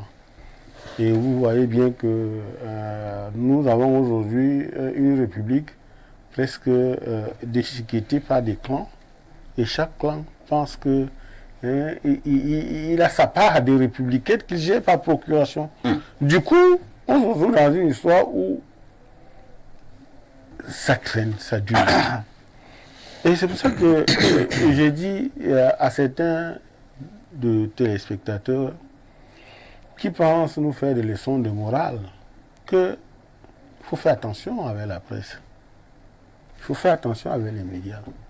Je suis très sûr que si les médias n'avaient pas continué à taper, et je suis convaincu que pendant que vous revenez sur le sujet, à force de le ressasser, il y a des gens qui ont dit aussi que, comme on dit que je fais de l'acharnement contre l'autre, il y a des gens qui ont dit que vous êtes jaloux, bien sûr, vous faites l'acharnement, que c'est parce que parce que vous n'arrivez pas à être jaloux, n'est-ce pas? Oh, il y a des problèmes qui constituent, n'est-ce pas, une constellation de vices, n'est-ce pas, qui appellent, qui demandent qu'on en parle régulièrement. Vous voyez, la mobilisation des médias, des communicants a payé. Aujourd'hui, Bobda est écroué, et il a été cueilli. Et que c'est pour dire aussi que à un moment donné, on n'est pas au-dessus de la République. On n'est pas au-dessus des lois. Même si ça a pris du temps. Et vraiment, je félicite le travail qui a été fait ici, particulièrement à l'Espace Mini. Merci. Qui, chaque jour, mais poser, s'interroger. Est-ce qu'on n'a pas assez d'éléments pour au moins l'interpeller pour besoin d'enquête? Un type ne peut pas penser. Et là, on le retrouve encore. Ça veut dire qu'il était piégé dans les hôtels. Il n'y est plus allé. Il a commencé à aller dans les motels. Avec ceci de particulier qu'on pouvait même nous retrouver dans des cases de passe. Mais comme la République est... Dans ce pays, quand on veut dépingler ces cases de tout en passe. Voilà. Dans ce pays, comme la République, quand les institutions à charge de ce genre de choses sont décidées à vous mettre le feu aux fesses. Bon, là, c'est une expression qui a plus de problème avec le CNC. Donc, le CNC connaît l'expression. Voilà. Pourquoi toi, tu aimes que ces genres d'expressions? Il faut bien les utiliser. Sauf si, en venant, en entrant au studio, il y a un lexique qui est complètement possible. Donc, moi, je voudrais dire que j'interpelle les téléspectateurs. Parfois, ils sont à côté. N'est-ce pas? Demain ou après-demain, on va prendre en charge la question de l'enseignant. Et je souhaite que certaines personnes qui disent l'acharnement, la haine, la jalousie, on pourra aussi le dire de ce qu'il va se passer avec l'enseignant. Je souhaite toujours qu'ils pensent que ces étudiants, leurs frères, qu'ils pensent que ces filles qui sont autant des victimes de Bobda appartiennent à leur famille. Nous pensons que Bobda a pensé qu'il pouvait traîner la République dans la boue, oubliant que le jour où la roue tourne et que le curseur est pointé sur toi, tu n'y échappes pas. Tu n'y échappes pas. Il devrait maintenant répondre de ces dégâts, de ces gaffes. Parce que quoi qu'on dise, nous avons regardé, nous avons écouté. Il y a des gens qui sont sortis, insoupçonnables, qui sont sortis de leurs réserves pour parler de Bobda. Finalement, il était devenu quoi? Aujourd'hui, comme un lapin, il dort. Il médite son sort. Je ne sais pas s'il a même commencé à méditer son sort. Il commence déjà d'abord à comprendre que la République n'est pas à ses pieds. Très bien. Et quand on va commencer quand le service de l'Inquisition va se mettre sur lui, il va comprendre que Hein, et ce n'est pas aussi facile que ça. Samuel Mbonjok, Soulé Onoriolo, d'une manière ou d'une autre, l'a relevé. Est-ce qu'il ne faudrait pas, avant toute chose, applaudir fortement pour la grande mobilisation des médias au Cameroun? Je me rappelle, il y a pratiquement une semaine sur ce plateau, lorsque nous parlions de cette affaire, le consultant Pierre Blériot a titillé sur certains médias, selon Blériot, qui gardaient le mutisme. Et ce même soir, les médias en question ont commencé à parler de l'affaire Bobda. Certains de ces médias, ce matin, autour de 8h30, 9h, ont également mis en breaking news, en rouge, ces médias-là. Ils ont mis en breaking news, en rouge, l'arrestation de Hervé Bobda. Donc, chapeau pour l'instant à la mobilisation des médias au Cameroun. Effectivement, c'est ce rôle de chien de garde de la société que doivent jouer les médias. Mais le jouent-ils toujours à tous les coups? Là est la question. Mais je pense pour cette affaire que Bobda est l'arbre qui cache la forêt. Ah bon? Parce qu'en réalité, il y a plein de Bobda dans notre société qui doivent être dénoncés, démasqués et mis aux arrêts. Il y a plein de Bobda. Des lesbiennes se baladent ici dans nos rues à Yaoundé. Vous en connaissez certaines? Mais j'en ai vu hier, je regarde le match. Ma voisine de table est une lesbienne, main dans la main, avec sa partenaire. Elle s'embrassait? Mais plus que s'embrasser. Mais parfois, en ici, même nous temps, étions dans un vous pouvez faire bar également pour regarder le match. travail, hein? Le travail, c'est de venir les arrêter ou de les prendre en photo, dire que... Vous pourrez saisir la police. Saisir la police. Quand la police va arriver, ils vont toujours essayer de s'embrasser et tout. Mais c'était devant tout le monde, on était tous consternés. Mais il y a des bars qui sont réputés pour des homosexuels. Parfois ici. Si tu trouves un monsieur en train de voler, tu peux l'attraper. Là, il y a l'élément du vol en main. Tu peux l'attraper. Si tu trouves deux filles qui s'embrassent dans un snack, oui, tu vas les immobiliser. Je vais les immobiliser. La police, et dès que la police, ces deux filles étaient en train de s'embrasser. Oui, mais c'est ta parole contre la leur maintenant. Parlons que quand il y a vol, il y a pièce à conviction, il y a flagrant délit. Mais là, on est dans un espace public, parfois ici. Quand je le dis, pour vérifier la bouche. Quand je le dis, il y a plein de bobdas dans notre société qui doivent être démasqués. Et c'est le fruit de la moralité publique qui a foutu le camp. C'est le fruit de la décrépitude de notre société. Des gens font n'importe quoi, des gens se permettent un peu de tout lorsqu'ils ont un peu de pouvoir et ils sont parfois soutenus par des personnes les plus insoupçonnées. Il y a les bars, les snacks qui sont réputés pour des pratiques d'homosexualité, parfois ici à Yaoundé. Quand nous sommes des journalistes, on se balade beaucoup dans la nuit. Mais pourquoi vous le dénoncez pas ces bars? Mais il faut donc que les médias dénoncent aussi ces bars comme ils ont dénoncé Bobda. Mais donne-nous le nom de ces bars. Ça donne un nom. Voilà. Vous voulez donc qu'on reste, vous voulez donc qu'on commence à aller Bobda par Bobda, jusqu'à ce qu'on doit éradiquer tous les Bobda de ce pays. Non, je dis que c'est très grave.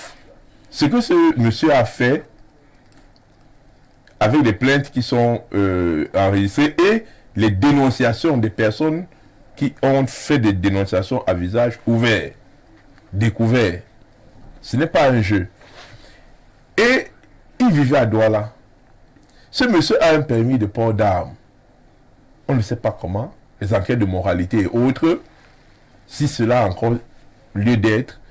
Mais on a un individu comme ça qui menaçait à main armée, qui séquestrait des gens dans le domicile. Il y a un gouverneur dans la région du littoral. Il y a un préfet dans le département du Vouri. Et sur son territoire, sur leur territoire, il y a un individu comme ça qui se balade. Il faut que c'est Yaoundé qui vient taper du poing sur la table. Il faut que c'est Blériot Niemet à Info TV qui vient taper du poing sur la table.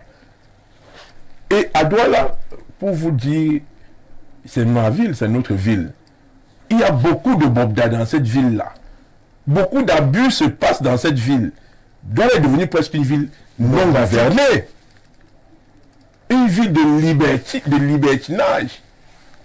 Toutes les pratiques que vous ne pouvez pas imaginer parfois ici. Quand j'y vais souvent dans mes villégiatures et autres, des sorties nocturnes avec des amis, on voit des ventes et des pendules là-bas. On peut nous demander, mais Seigneur, c'est une ville qui est gouvernée, qui fonctionne comme ça. Des gens s'en foutent de tout lorsqu'ils ont les moyens, lorsqu'ils ont les possibilités. Il faut que ça s'arrête et le rôle des médias doit se poursuivre. Et si vous voulez qu'on entre dans la chasse au Bobda, on va aller à la chasse au Bobda et Bernardo est là avec ses dénonciations. On va les dénoncer ici tous les jours. Merci bien. Merci pour cet engagement. Pierre Blériot-Ignamek, on a également vu, parce qu'il ne faudrait pas que nous oublions cet aspect des choses, ce Bobda recevoir des honneurs des militaires, des corps d'élite, de la garde présidentielle, de la sécurité présidentielle. Il faudrait qu'on essaie également de voir un peu plus clair de ce côté. La première interrogation. La deuxième, à votre endroit, Pierre Blériot, est-ce que, c'est vrai que nous n'allons pas commencer à faire des procès en sorcellerie à la justice, mais est-ce que nous ne courons pas le risque que, bon, il faut seulement un peu calmer le peuple? On dit qu'on a arrêté Bobda, et à un moment donné, compte tenu de probablement des interventions qui viendraient, parce qu'il s'est dit qu'il est quelqu'un de très puissant, et qu'on puisse encore libérer Bobda. Bon, je vais commencer par la deuxième, si vous permettez. Allez-y. On peut libérer Bobda, mais ce ne sera pas pour son propre bien. Ah bon? Ça veut dire quoi? Non, ça veut dire ce que ça veut dire. Si on libère Bobda, il sera en insécurité. Moi, je lui dis ça. Donc, la peur a changé de camp. Quand on allait le prendre comme un rat, vous voyez qu'il fuyait déjà. Il n'était plus dans le Bobda qui demande au corps d'élite. Comment vous allez? Ça va? Demande à des gars de la GP. Il fait la revue des troupes. Donc on va le prendre. Mais je voudrais vous dire quelque chose. De par mes propres recherches, la famille Bobda est une très mauvaise famille. Ça veut dire quoi? Même le père Bobda n'était pas facile. Je l'avais dit ici, souvenez-vous. Dit que le type là qui a accouché les monstres qu'on appelle les Bobda là, avant d'abord d'avoir des connexions aussi, c'est-à-dire c'est une famille un peu démoniaque quoi. Bon non. Non, je préfère vous dire ça comme ça. Pour vous attaquer à la famille et pour l'instant nous n'avons. Mais si on a déjà trois membres de la famille. Nous n'avons aucun. Le père de Bobda. Nous n'avons aucun élément sur le papa, aucun élément sur. Non, sur le papa, je vous dis donc que le père de Bobda faisait ce que Bobda fait sur ses employés. Ah bon? Oui. Il les battait, il les violait, le père de Bobda a accouché Bobda. Bobda a vu papa faire les trucs que Bobda fait là. Il faut même chasser Bobda, les Bobda de Douala, il faut les chasser. Qui partent où? On ne les vu pas à Yaoundé. Il faut les chasser. Hein? Parce que c'est des mauvaises personnes. Ils ont une grosse villa en plein Bonanjo. Donc ils intimident les gens. Comme vous savez, Bonanjo, pour ceux qui ne comprennent pas, Douala, c'est le quartier résidentiel, administratif. Oui, ça dépasse. Bon, nous on n'a pas un quartier de telle envergure. C'est comme le plateau à Temungue, c'est comme là il y a le ministère des Finances. Donc, tu vois, c'est la classe. Mais des voyous comme ceux-là, avec une maison de passe, font quoi en plein Bonanjo? C'est pas bien. Elimbilo, je vais l'appeler après l'émission. Je vais lui dire de faire organiser une marche vers ce domicile-là, de ce côté à Douala, pour que ces gens quittent la zone. Ça me dérange. Donc, je voulais aussi dire à quelqu'un qui nous a rappelé que notre PDG ne serait pas content d'entendre que nous parlons des taux. Vous avez des PDG ailleurs qui disent à leurs collaborateurs ce qu'ils doivent aller dire sur les plateaux.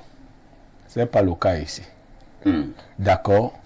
Bon, moi, quand je viens ici, on ne me dit pas va dire ceci, va dire cela. Donc, va dire à mon PDG que toi, tu n'es pas content que je parle de tout.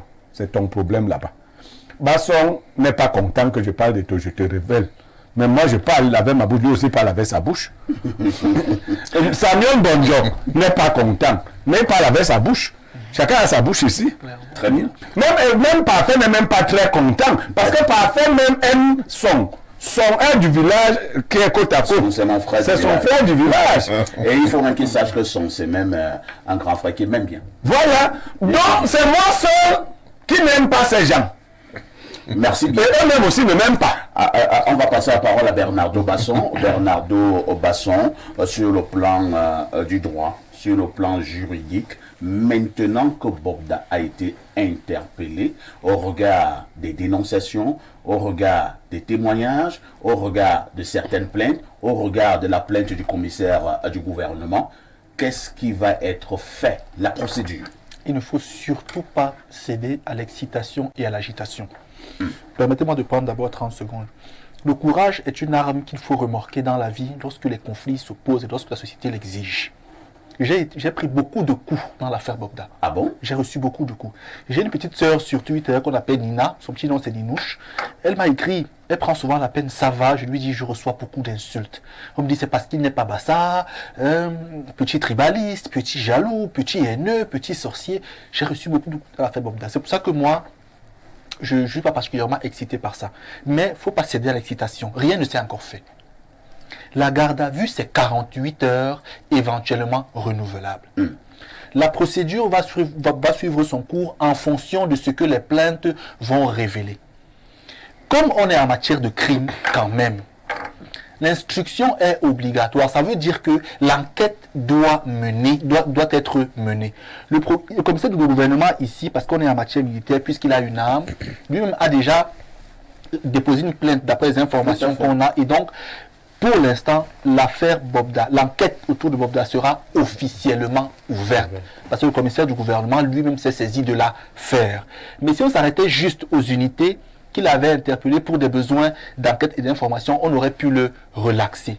Donc, le commissaire du gouvernement va juger de ce que Bobda reste gardé à vue sur une période beaucoup plus longue ou pas. Mais après 48 heures, on peut le libérer si on estime que on a certains éléments à charge, que le juge d'instruction également va recevoir, éventuellement conduire le juge de jugement. Donc pour le moment, il peut être mis sous mandat de dépôt. Il peut également l'être. Donc le comité du gouvernement ici va décider de la procédure à suivre. Maintenant, sur le plan social, parfois ici, les personnes qui suivent cette affaire ne doivent pas penser que l'affaire est réglée. Notre justice a plusieurs fois démontré que pour certaines questions, elle n'est pas libre. L'affaire Bobda est une affaire de pédocriminalité et les enjeux sont importants.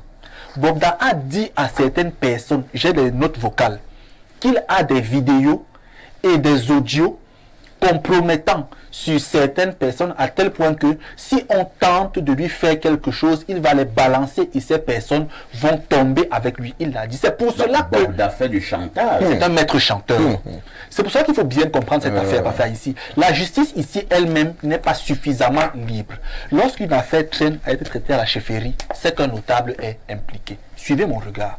Deuxième chose, Bobda a justement avec lui un réseau d'artistes et d'influenceurs qui le soutiennent et qui le protègent. Ces personnes sur la toile viennent faire diversion. Ce sont elles qui viennent dire, apporter les preuves, apporter les plaintes, etc. Sauf que les plaintes existent. Pour ceux qui continuent de dire que certaines filles sont bordées, aiment l'argent, etc. Ce débat, on le mènera plus tard. Pour l'instant, il y a un prédateur. Dernière chose, parfait ici. Je vous pose une question. Oui. Est-ce que c'est parce qu'une fille est ce que vous avez dit la bordel qu'on doit la tuer? Non. Merci. Rien ne justifie le viol. On ne doit même pas la violer. Une femme a même le droit d'aimer de l'argent. Elle a ce droit-là. Elle peut demander. L'homme qui n'en veut pas peut ne pas violer. Non.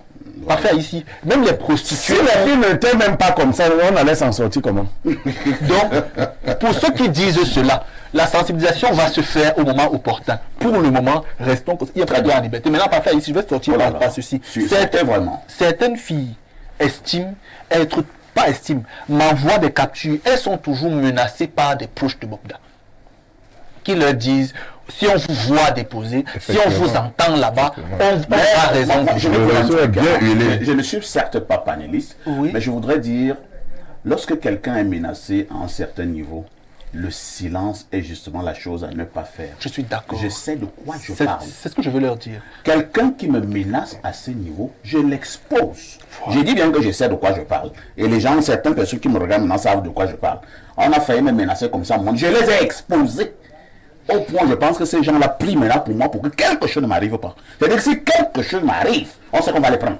On va les prendre. Je voulais donc justement leur dire, donc ces filles-là, n'ayez pas peur. Il ne faut pas qu'elles aient peur. Ouvrez les bouches, parlez, dénoncez. Il y a beaucoup de Bobda à Douala. La société en fabrique beaucoup. Et on va les arrêter. Merci. Cette affaire, on reviendra dessus. Alors, on repart rapidement du côté du plus 33, c'est la France. Parfait. Il faut aussi noter que depuis l'affaire Bobda, le ministre de l'administration territoriale est très bien. Si bien que je me demande si son Moulinex est en panne. Pourtant, nous avons un très bon condiment là. Ne laissez pas venir. Ne laissez pas affamer. Il a été arrêté non pas dans le motel, mais dans un des appartements de Pat Diamant, qui est également quelqu'un avec qui il est dans les réseaux à Douala et à l'étranger. Alors, nous allons revenir avec une notre fille. Messagerie. On l'a arrêté avec une fille. Tout à l'heure. Il continue malgré tous les problèmes là-bas. Donc, il a encore l'élection. Malgré tous les problèmes qu'il a. Avec les femmes. Yolo. Bobda a été donc interpellé.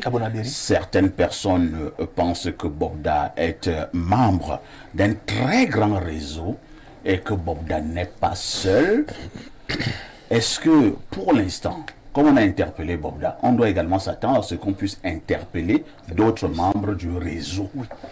Si les institutions chargées de défendre la morale, l'éthique, si les institutions chargées de rendre justice, si les institutions chargées de protéger, parce qu'on parle là des enfants, de l'enfance, et si les institutions chargées, n'est-ce pas, de protéger la reproduction, parce qu'on parle aussi, n'est-ce pas, de l'homosexualité, tout le monde, c'est une chaîne, il faut se mettre en branle, il faut traquer, parce que Bobda ne doit pas mourir seul.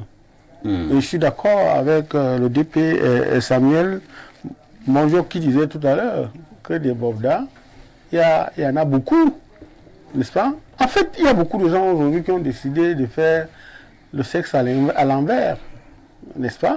Et on se retrouve avec ce genre de choses, la perversité, n'est-ce pas? Et du coup, on se pose la question. Et puis, il y a l'import sexuel.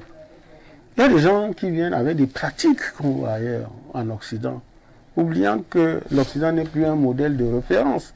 Il faut traquer ce genre de personnes, dans la mesure où un pays ne peut pas fonctionner, n'est-ce pas, en intégrant forcément le mode anal, le canal anal. Non, ce n'est pas possible. Et puis, quand on le fait, on laisse croire aux gens que ça peut se passer comme ça. Le pays n'est pas ça.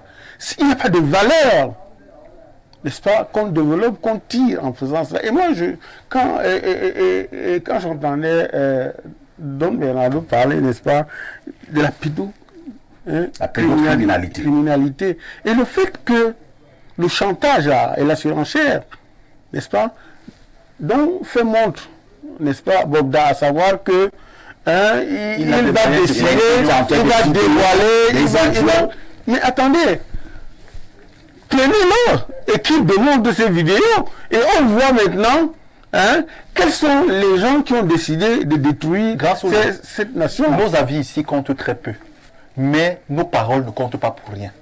Le pressing va continuer. La justice, si elle voulait s'incliner au profit des hommes puissants et fortunés, elle va se redresser. Il n'y a que la pression populaire pour faire changer les choses. Les barons politiques ont pour unité de mesure la pression sociale.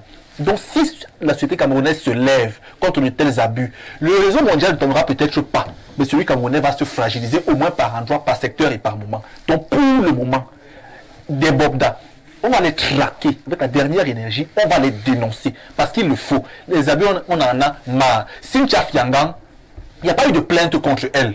La justice s'est saisie de l'affaire, elle a été condamnée. Shakiro, que je n'aime pas particulièrement, il n'y a pas eu de plainte contre Shakiro, lui ou elle. Shakiro également a été abusé par Baudin. A été écroué. Shakiro, elle est là. Peu importe, mais je veux dire, il n'y a pas eu de plainte contre Shakiro. Shakiro a payé abusé. Pour des dénonciations, on en vient à demander des plaintes. On doit l'arrêter. Pour l'instant, même, il y a des plaintes. Il y a des plaintes déposées. Alors, on va quelques secondes, parce que nous sommes arrivés au terme de ce programme. Je vais citer sur une phrase. Allons-y. Il faut que le pays, l'État, montre qu'il est encore, qu'il gouverne encore. Qu'on mette de côté ce qu'on a souvent appelé la gouvernance par improvisation. Il faut ouvrir la traque, la chasse aux spécialistes des fantasmes bizarres. Tout à fait. La femme, on la courtise, quand bien même on doit lui payer de l'argent pour le service de joie, c'est pas le de jouissance qu'elle vous rend, n'est-ce pas? Il ne s'agit pas pour elle de venir se faire violer, de venir se faire infecter librement. Et quel plaisir, si ce n'est que le plaisir satanique, on peut prendre, n'est-ce pas, à torturer une femme. Ça peut être qu'un plaisir satanique. Parce que l'amour est consentant. L'amour est de... Il y a le goût. Dans tous les cas, on a le goût. Quand c'est consentant, il y a si vous êtes... Tu as un truc qui est bon quand vous donnez en bourreau. Parce que le plaisir même, il doit être mutuel. Pour que ça soit un bon goût. Il doit être doux. Mais si vous allez chercher une femme, vous la fessez, c'est les pratiques masochistes. Les pervers. C'est pour ça que je dis que la République est envahie par les pervers. Et il faut traquer cette perversité. Merci beaucoup. C'est ce qu'il fallait dire globalement ce matin. De toutes les façons, Info TV continuera son travail d'éveil. On suivra avec la plus grande attention ce procès qui est en train d'être ouvert. De toutes les façons, nous croyons en une république et non en une rue public. Merci à Soulé Onoriolo, journaliste devant Dieu et devant les hommes, et qui était encore là ce matin. Merci à Samuel Mbonja. Si tu permets une chose, je voudrais rappeler rapidement à l'auditeur qui a pensé qu'il y avait un problème entre lui et moi. Ce n'est pas possible. Merci à notre consultant Pierre Berriot. Merci à notre invité permanent Bernardo Basson. Le journal de la mi-journée, c'est dans 7 minutes, très exactement. La rediffusion de ce programme, c'est tous les soirs à partir de 22h30 avec tout ceci. Que faites-vous encore ailleurs?